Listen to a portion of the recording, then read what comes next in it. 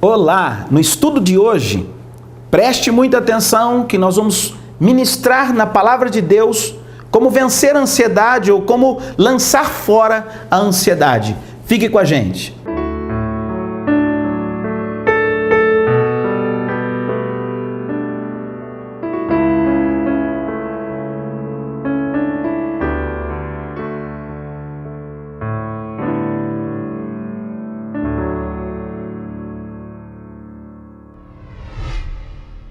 Na Palavra de Deus, nós teremos sempre saída e soluções para a alma, o espírito e o físico e o corpo do homem. E eu quero continuar falando com vocês sobre a ansiedade. A ansiedade é um mal que tem afligido milhões e milhões de pessoas, nós todos que vivenciamos todos os dias, temos que lidar com a ansiedade.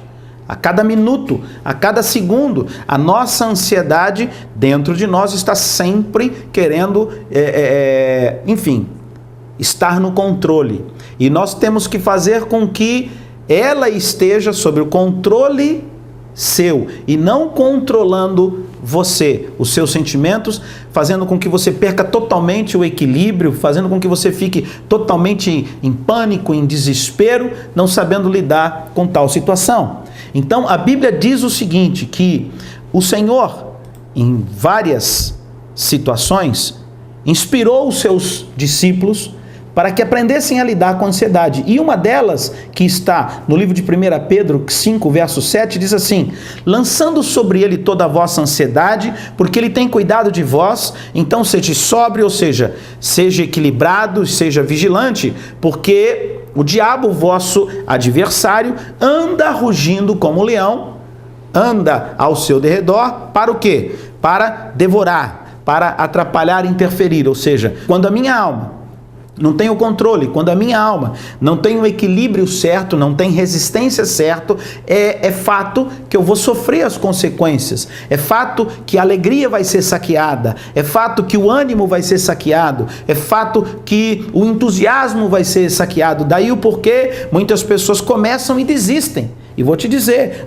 não é a minoria que desiste, é a maioria que desiste. Então eu quero refletir com você alguns princípios, como lançar a ansiedade. O que eu tenho que fazer para lançar a ansiedade? A primeira coisa é reconhecer a sua ansiedade e apresentá-la a Deus. Há um versículo muito bonito, muito profundo, que diz assim, em Filipenses 4, verso 6, diz assim, olha, não ande ansioso por coisa alguma. Só que o tempo todo nós temos que estar percebendo a ansiedade para mantê-la em níveis que não venham atormentar ou afligir ou fazer com que a gente venha tomar decisões ou atitudes totalmente destruidoras. Porque a ansiedade, ela está relacionada a uma perturbação de espírito, a uma agitação do espírito que faz com que você tenha receios, que faz com que você tenha medos, que faz com que você tenha suspeitas, tudo em relação a coisas que vão acontecer. E Deus está no controle do futuro. Então eu quero que você entenda isso. Vou estar falando de novo. Por quê? Não ande ansioso. Não ande ansioso. Antes, ore. Antes, apresente a Deus a tua causa. Antes, creia que Deus te ama. A tua vida não está à deriva e Deus tem o melhor para a tua vida. Será que você consegue compreender isso? Não ande preocupado com o que é a vez de vestir, não ande preocupado com o que é a vez de comer, ou seja, não ande preocupado com as coisas materiais, não ande preocupado com as coisas terrenas. Você precisa crer que Deus sempre vai suprir as suas necessidades em Cristo Jesus. Então, o que eu preciso aprender? O que é lançar a minha ansiedade? Salmo 37, verso 5, é um versículo muito conhecido, mas muito profundo, porque diz assim, olha, entrega o teu caminho ao Senhor, confia nele, e ele vai fazer o quê? Ele vai fazer com que as portas venham se abrir, que os corações venham ser moldados, adequados, mas Deus vai fazer. Deus vai, com a sua onipresença, com a onipotência, Ele vai abençoar a tua vida, Ele vai cuidar de você. O grande problema é quando a ansiedade, ela cresce tanto dentro de nós em determinadas situações? Porque o medo, porque o receio, ele é tão forte. E o receio e medo vem de dúvidas, vem de incertezas. E é lógico. Que certeza você tem em relação ao futuro? A única certeza que eu tenho em relação ao futuro é de que quando aceito a Jesus Cristo como Senhor e Salvador, eu tenho a vida eterna. Ou seja, espiritualmente falando, eu estou salvo. Mas materialmente falando, Deus diz assim, que Ele vai suprir cada uma das suas necessidades. Ponto. Que Ele vai dar solução para cada situação que você está vivenciando. Ponto. Ele não diz que vai fazer como você quer, do jeito que você quer, na hora que você quer, da forma que você quer. Não. De repente você desenha uma situação, você pensa uma coisa em relação ao futuro com uma determinada pessoa, ou uma determinada situação, com pessoas, ou com... enfim, e Deus não vai usar aquela pessoa, vai usar outra. Deus não vai usar aquela empresa, vai usar outra. Deus não vai usar aquele negócio, vai usar outro. Acabou. Nós precisamos aprender a descansar no Senhor, crer no Senhor. Então, entrega o teu caminho ao Senhor. Você entregou a tua vida a Jesus?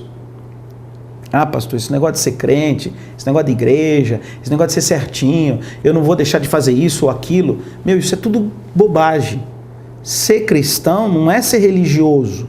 Tem muita gente religiosa que está internada, porque não sabe lidar com a fé, não sabe confiar em Deus, que não consegue vencer a ansiedade, e é religioso. Não estou falando de religião, eu estou falando de entregar o teu caminho ao Senhor, de reconhecer que existe um Deus que te ama, reconhecer que existe um Deus que quer o melhor para a tua vida, reconhecer que existe um Deus que amou o mundo de tal maneira que deu seu único filho. Eu quero falar isso sempre, porque essa é a pura verdade, e que poucos ouvem, mas não entendem, não compreendem o plano de Deus.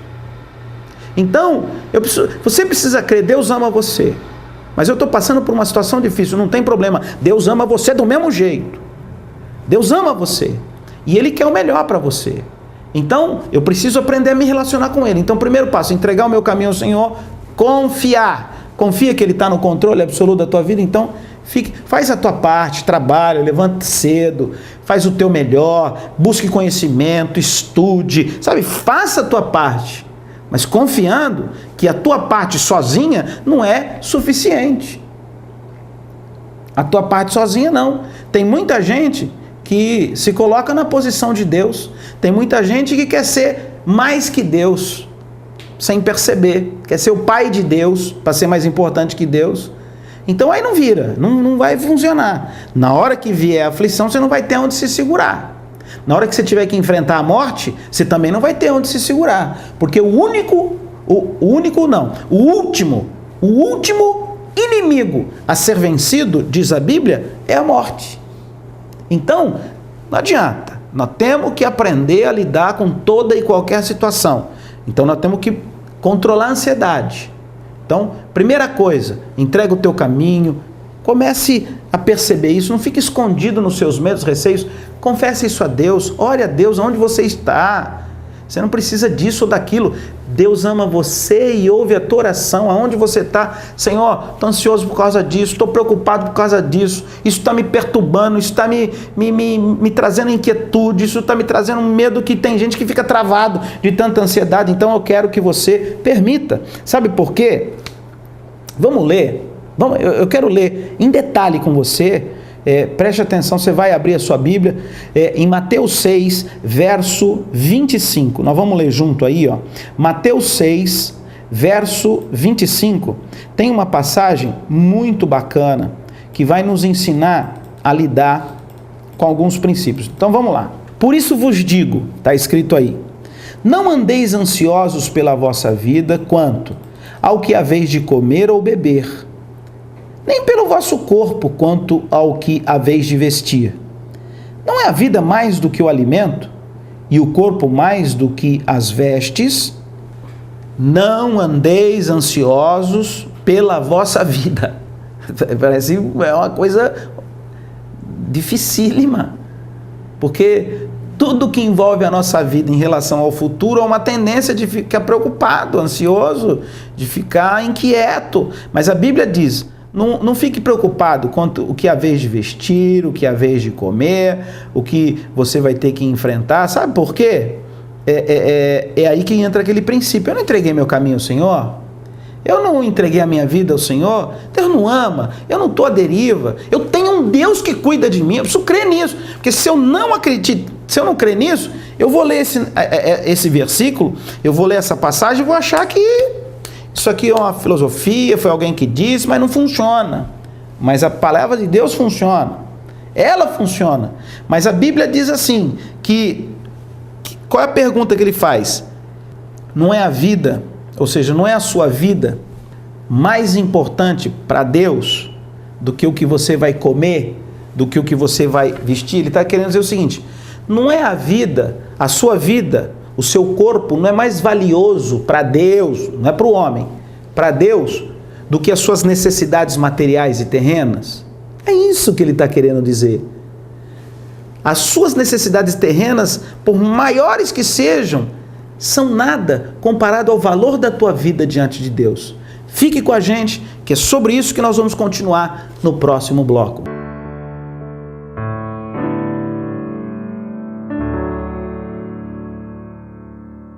Continuando, a tua vida vale muito, muito.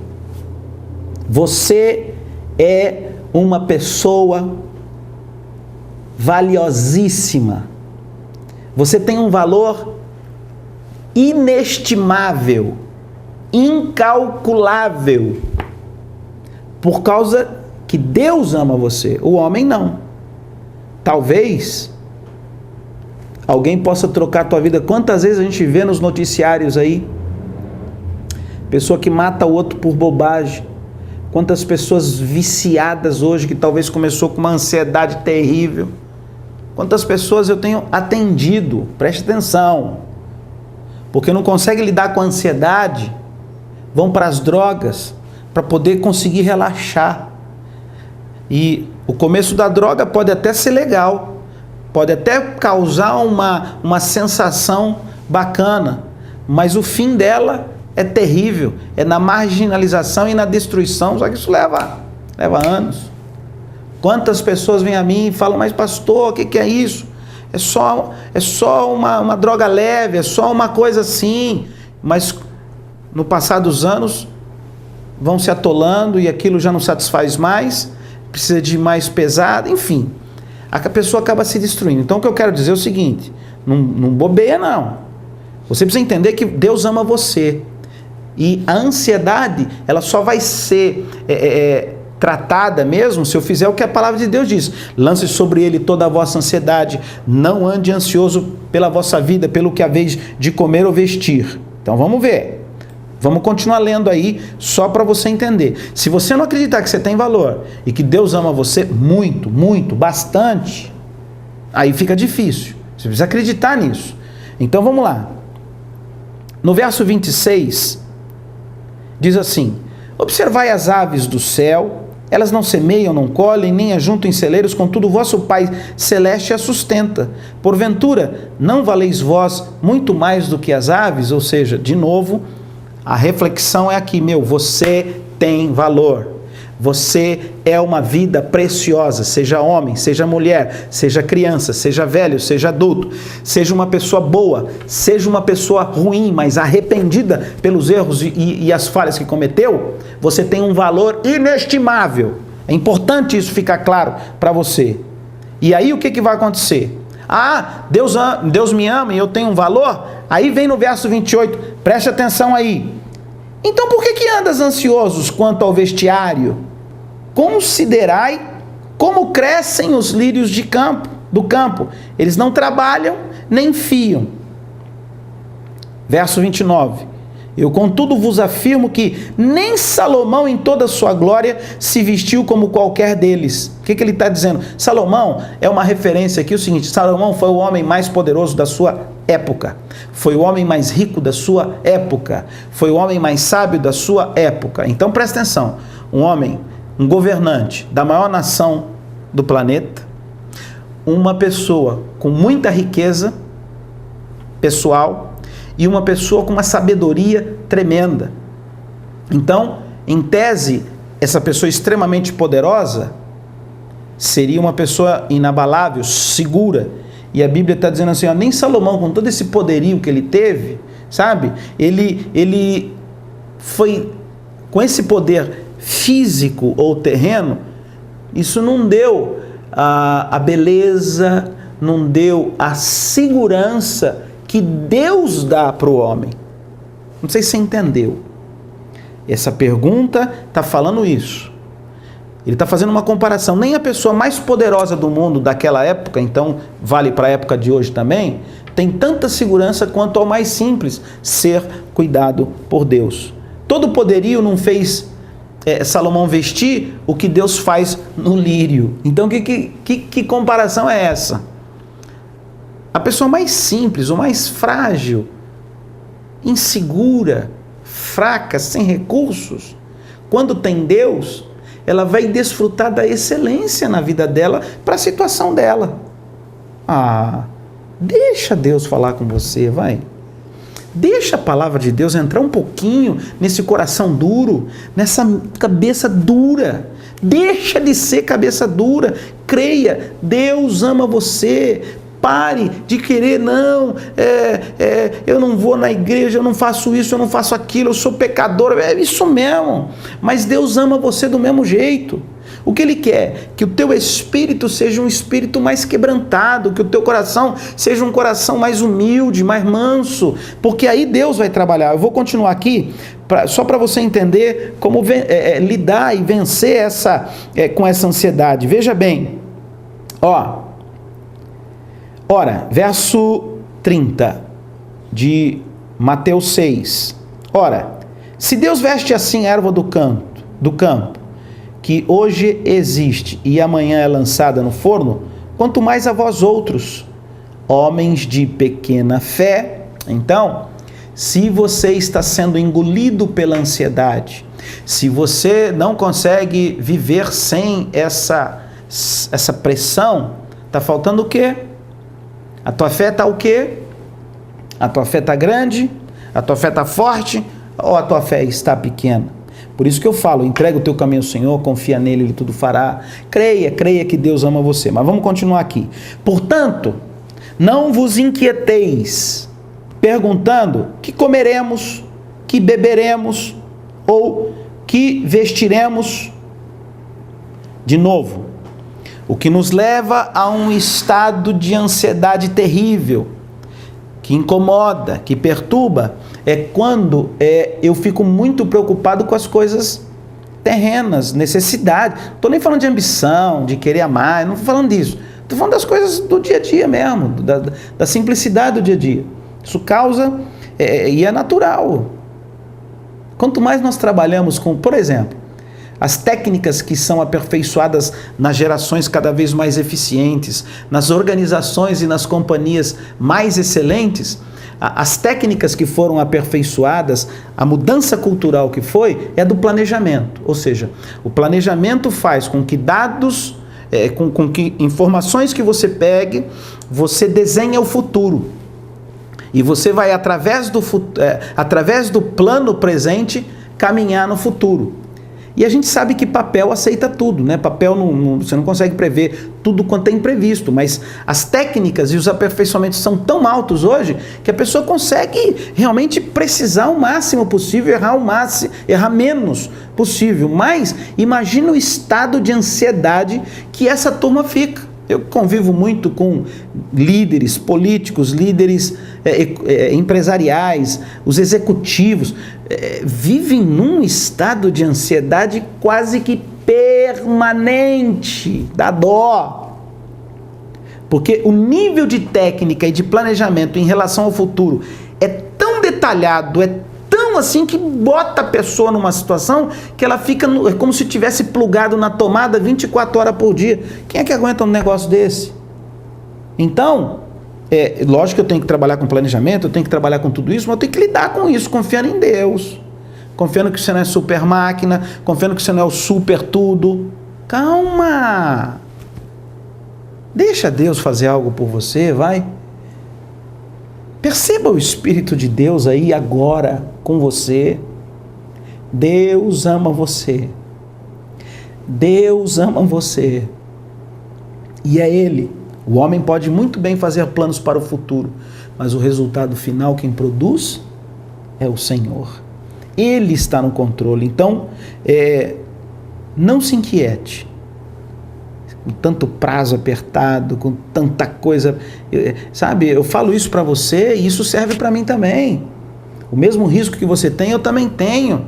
As mesmas lutas que você vivencia, eu também vivencio. Aliás, todos nós vivenciamos. E uma das coisas que eu tenho que estar o tempo todo é vigiando em relação a isso. Porque uma pergunta que tem aqui no verso 27, o que acrescenta na tua vida a ansiedade? O versículo 27, o que acrescenta a ansiedade? Qual de vós, por mais ansioso que esteja, pode acrescentar um côvado ao curso da sua vida? Não tem nada que eu possa fazer. Então, o que eu preciso fazer? Eu preciso reconhecer Deus. Ei, doutor, ei, milionário, ei, pessoa que fica confiando em coisas terrenas, em conhecimento terreno, em recursos terrenos. Lógico que isso é importante, lógico que Deus quer isso para a tua vida, não tem problema nenhum nisso, mas não confia nisso, confia no Senhor. Acredite que Deus ama você e que tem o melhor para a tua vida, porque o resumo de tudo isso está aqui, no verso 33.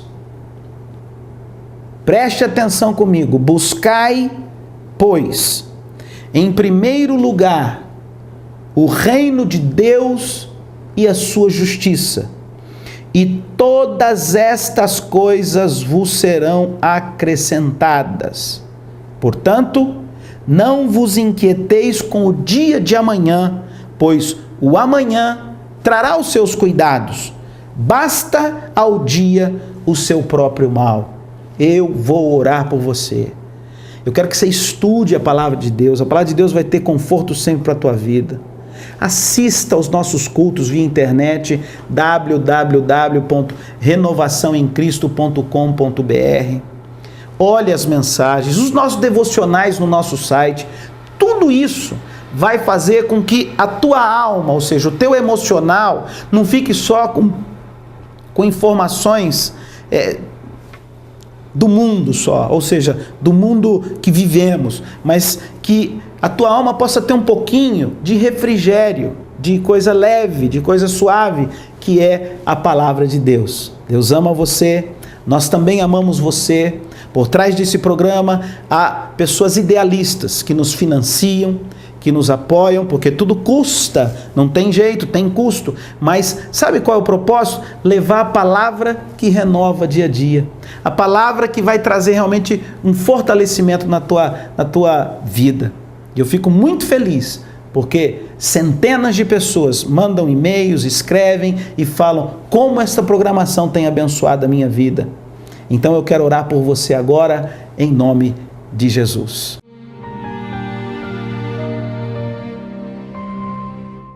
Senhor nosso Deus e nosso Pai, mais uma vez, ministrando a palavra que renova dia a dia, eu quero pedir a Tua bênção. Não é por força humana, não é por vontade humana, mas é pela Tua palavra, que o Teu poder, o poder sublime, grandioso, possa conquistar vidas e corações nesta hora, para a glória do Teu nome, e que você que nos assiste agora, venha ser livre em nome de Jesus Cristo. Amém. Amém. Que Deus abençoe a tua vida.